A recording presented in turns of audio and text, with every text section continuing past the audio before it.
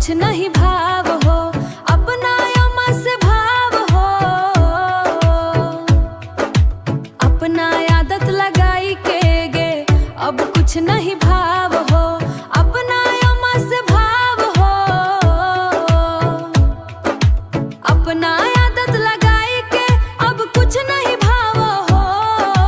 सोनवा रे फोनवा बंद तोर बतावा हो, सोनवा रे फोनवा बंद तोर बतावा हो।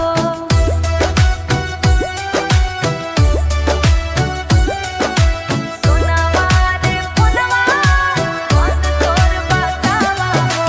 तोहरा से मिले बिना निंदिया ना आवा हो,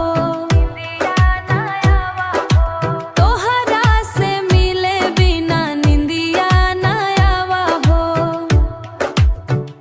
रे तू ही लगही हमरा प्यार के अनोखिया रे, तोरा से दूर अब कैसे रहतिया रे।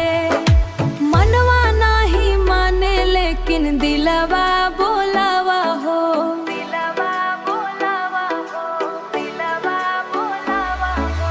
मनवा नाही माने लेकिन दिलवा बोलावा हो।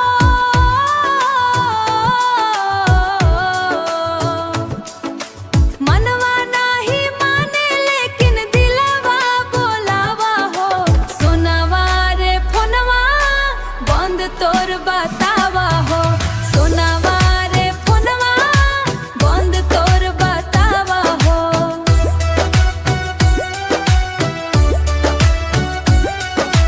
सोनवा रे फोनवा बंद तोर बतावा हो। तोरा बिना पगली तली कैसे रहता करे जवारे।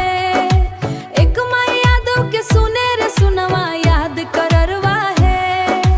एक माई यादों के सुने रे सुनवा याद कररवा है।